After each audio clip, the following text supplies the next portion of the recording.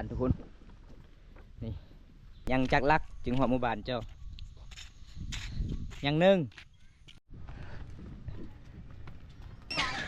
หอนเหือนหอดสานเลยเด้อทุกคน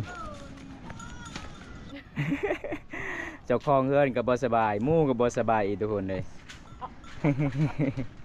บสบายเบิดทุกคนเลยอยู่เฮือนของน้องนี่โอ้ยพี่น้องเลยสงสารหลายเลยครอบครัวยากจนแน่เงินคำซ้ำแก้วกับโบมีที่เจ็บมีที่ไข่เอ้ยเจ้านี่ นางที่สอบจุกเลยบ่อ๋อจุกเลยบ่จะเก่งหรือไม่แต่เจ้านี่คันคักใส่พักใส่ปึ้งนัวกับบ่ได้เนาะกินข้าวกินน้ำ กันเด้อ เจ้ากินข้าวเจ้าบ่ แม่ ข้าวเหนียวเด้ บ่กิน เป็นยัง บ่แซ่บ บ่แซ่บอ๋อกินบ่ลงบ่ แม่ โอ้ทุกคนเลย กินมะขัว อ๋อมักทรยาเนาะ แล้วก็มีป่าเด้อโอ้ยใจดีทุกคนเลยคน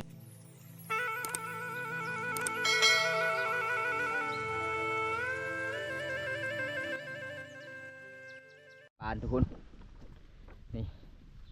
โอ้ลำบากลาเลยทุกคนเลยหมู่บ้านนี้ป่าอุดมสมบูรณ์ในธรรมศาสตร์เลยทุกคนเลย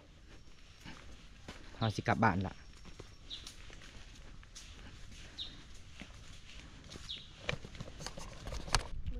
เมื่อตีม่วนเนาะ เข้าป่ายุงหลายเด้อทุกคนตอนนี้สิกลับแล้ว แม่ ยังจักลักจึงหัวหมู่บ้านเจ้ายังนึ่งอ๋อแสดงว่าไกลเติบอยู่เนาะยัง1 กิโลเลยทุกคนเลย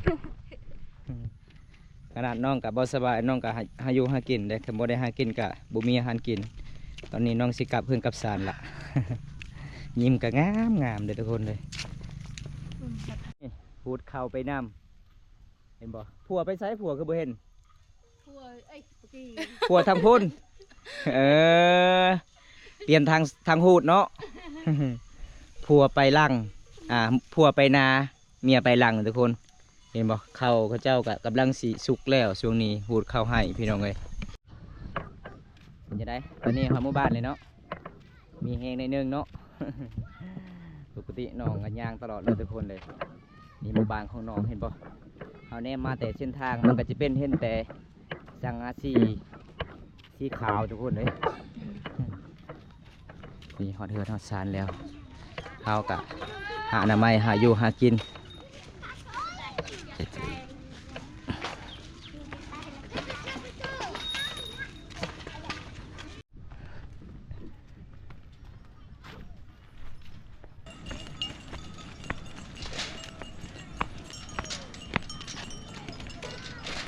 โอ้อันนี้เฮือนน้องทุกคนเลยเห็นบ่เฮือนน้องเวลาขึ้นต้องมีรหัสได้ หอนเหือนหอดสานเลยเด้อทุกคน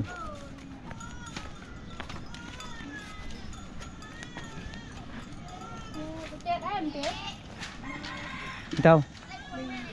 อลีอี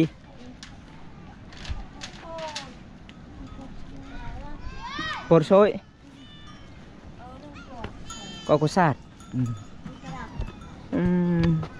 ไอ้ฮะ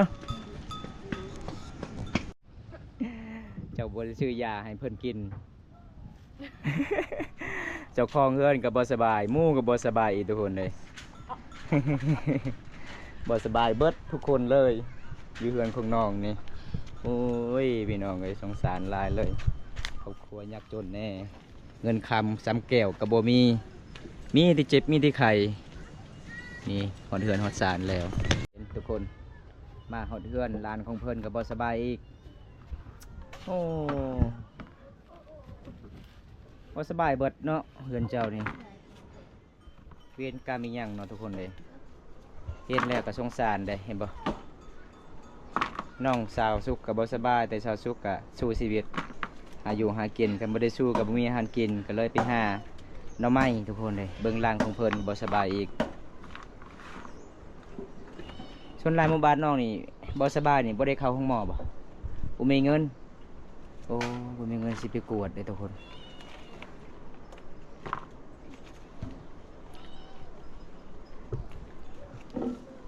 พื่อฮอนเฮินฮอดซานก็มันง่ายเลยทุกคนเพื่อได้กินอาหาร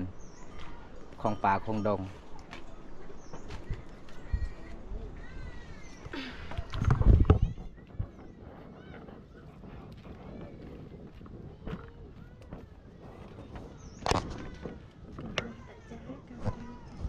สาวสุก ใส่เกียร์ ใส่เกียร์ ใช่ไหม ใส่หยังใส่เกียร์ ใส่คือ เครืออีหยังอีกภาษาบ้านเจ้านี่ใส่เครือใช้เกลือเกลือบ่ใส่เกียร์เพิ่นว่าพี่น้องเอ้ย หลังจากใส่เกียร์แล้วก็ใส่เครืออีก ใส่เครือวายเนาะ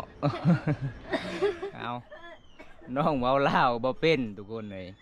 ขนาดมื้อนั้นบอมตาถามว่าขะดองเจ้านี่5 ล้านกับ5 แสนจะเอาตัวใดเอา5 แสน 5 แสนกับ5 ล้านตัวใดหลาย5 แสนเนาะเก่งเก่งเก่งเก่ง เอาน้องก็หิวข้าวหิวน้ำแล้วพี่น้องไงตอนนี้น้องขลับนี่กินหยังบ่ได้กินปิ้งนัวก็บ่ได้กินฝักอีหยังก็บ่ได้น้องก็บ่สบายพี่น้องเอ้ยกินยาพลเมืองบ้านเฮาถือครองอีกโอ้ยลำบากหลายเลยพี่น้องบ่คือบ่ผ่านว่าน้องค่ะสิถือครองเขาเจ้าได้ยังอีเมเจ้าลมณ์ดีตลอดเลย เขาจ้าง กระจัง มาเรียว ขัดจังพัดดังเรียวๆ นี่อีเมผู้ที่หนึ่งเป็นบอกทุกคนกำลังเฮ็ดกินเก่งหน่อไม้บริการยำแรงหลังจากลูกสาวเพิ่นไปห้าก็คืออีเมกสิเก่งซอยลูกสาวเมื่อแล้วย่างตลอดเลยนี่สาวสุกน้อยๆสาวสุกบ่เอาหน่อไม้ไม่ได้ใหญ่ๆสาวสุกว่าสิเอาหน่อไม้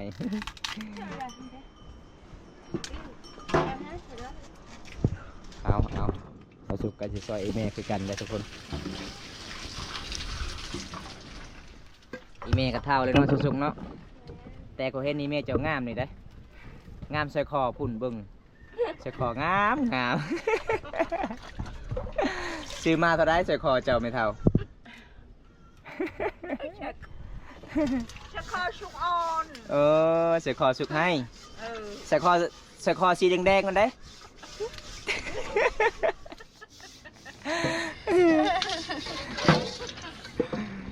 ลมดีทุกคนมากันมาสารน้องเลยทุกกระยาแต่มีความสุขมาก แต่บำตาเห็นเฮือนของน้องนี่ละลายคนเลยไข่บ่สบายเด้ทุกคนเห็นแล้วก็จะน้ำตาไหลพี่น้องเลยวันสารวันสองที่อยู่กับบ่มีเป็นครอบครัวที่ยากจนแต่พ่อแม่ก็ใจดีจะดีมาเยี่ยมมายามเมื่อได้กับเจ้ากับตอนหาเป็นอย่างดีเลยทุกคนเลยบอกผิดหวังมีหยังกับบอกทีพี่น้องให้กินเบิดทุกอย่างเลย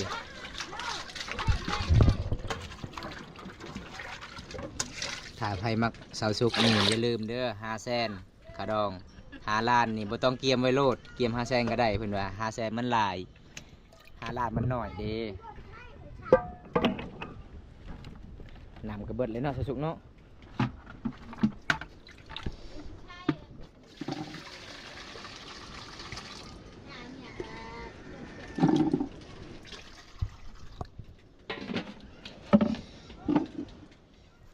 สิต้มเลยปะ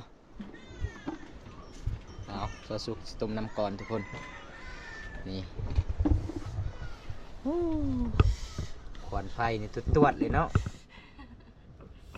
อยู่บ้านเจ้านี่บ่มีกับเจ้าขายยาบ่ซอสสุกมีบ่คือบ่ได้ซื้อให้หลานปิ้งอิหยังปิ้งนะจักเระเหอะจ้าnó cốp chứ giàu kì cũng xem Facebook của con trà kì Rẹn ruồi cha. nó con trà rẹn ruồi nó chá rào bờ lìa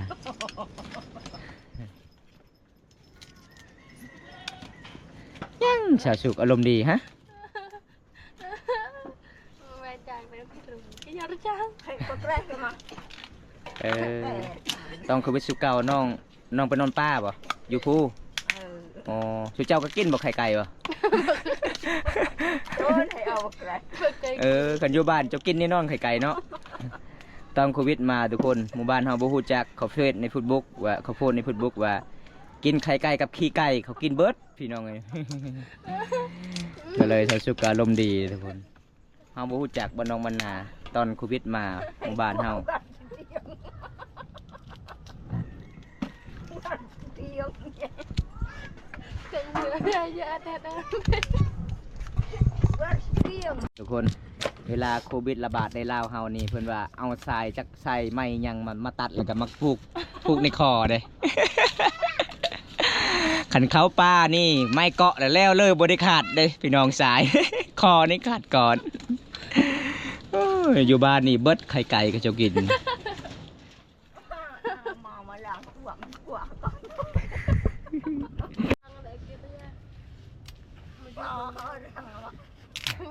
กลอลงกัว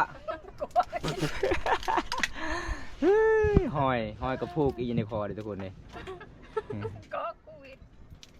ยางโควิดเนาะโควิดระบาดในบ้านเฮาตอนนั้นทุกคนโควิด19 2015 2016โควิด2016โควิด192019โควิดเนาะ ดงปียุงก็ใช่หนึ่งอันไหนเงี้ยมุกหนึ่ง จ้ารวยกันก็หนึ่ง จ่าเนี่ย บุกฮาลาเอาใจเออเป็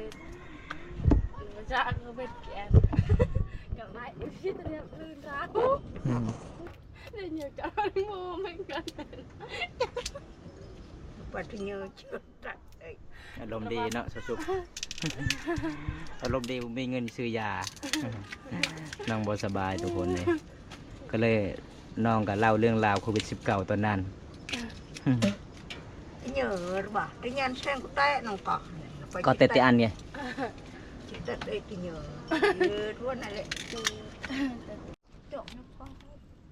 ขวบมันกำลังตาย mà không ra ลงมายุ่งไม่รู้จ้าใหญ่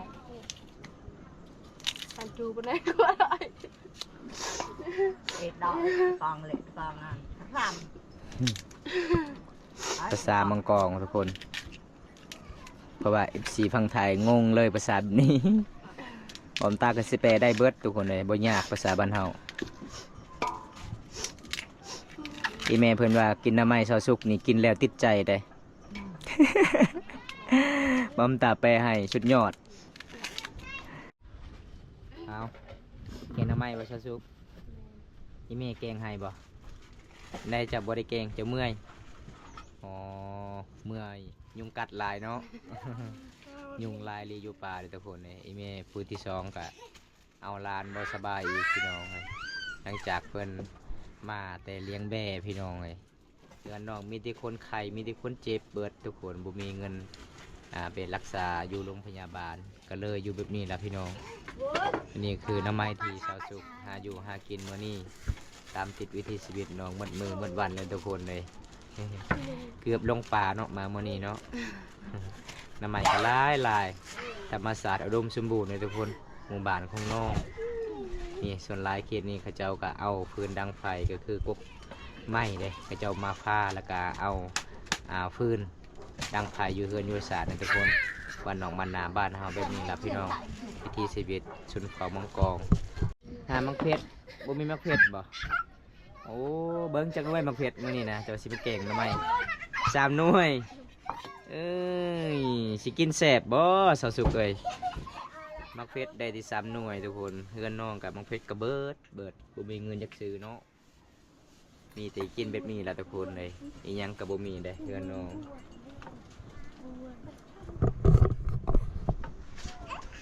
เดี๋ยวบ่กินข้าวเลยมื้อนี้อ๋อกินบ่แซ่บหรือว่ากินบ่ลงกินบ่ลงโอ้บ่สบายเนาะคันบ่มันตามมาอีกยัง3 มื้อนี่ลงเลยเจ้านี่ คิดว่าเมเท่าเลยได้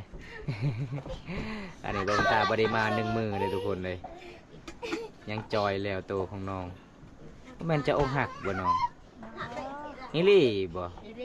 คันเจ้าอกหักก็จอยคือกันในอดข้าวอดน้ำเด้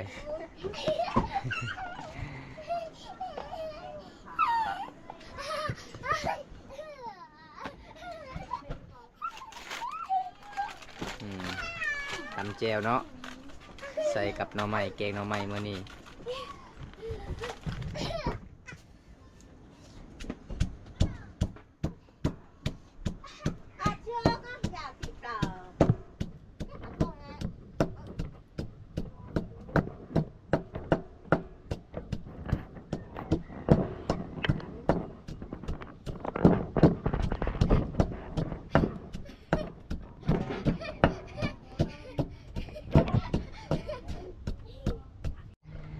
ถึงเตรียมทานังที่สองเบิ่งอาหารน้องกินทุกคนนี่กินบ่อดข้าวอดน้ำน้องกะถือของเนาะถือของเข่าบ่เจ้าบ่โอ้ขันเฮากะบ่มียาสิมาเป็นปัวบ่ทันกันแล้วเนาะ ไปเลยได้โอ้พี่น้องไปถือของอีกจักน้องสุกไปใส่บ่แม่นเจ้าญาติผู้บ่าวเข้าบ่ ก็ถือของ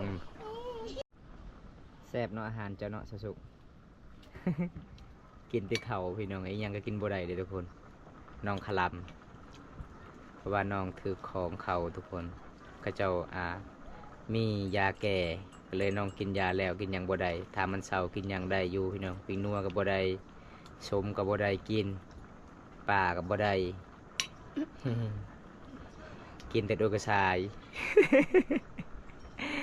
กินแต่ข้าวเจ้าเนาะน่าสิจอยแห้งเลยทุกคนเลยแบบนี้ บ้านเฮานี่มันยากอะไรเลยทุกคนเฮ็ดหยังกับบ่ได้คันเจ้ามีเงินมีคำก็อยู่บ่ได้อีกโอ้ยมันบ่เจริญนะทุกคนแบบนี้ยามบุญยามศีลก็ระวังเลยเนาะยามบุญกินงะก็ส่วนหลายเขาเจ้าถือทุกคนจักเขาเจ้าได้มาแต่ใส่พี่น้องเอ้ยของแบบนี้ก็มียังสุกเลยบ่อ๋อ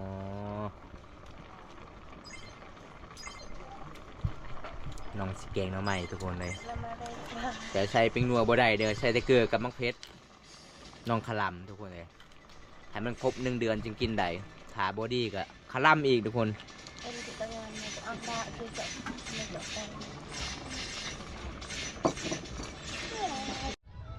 เป็นยังไงสุกเลยบ่จะแกงน้องใหม่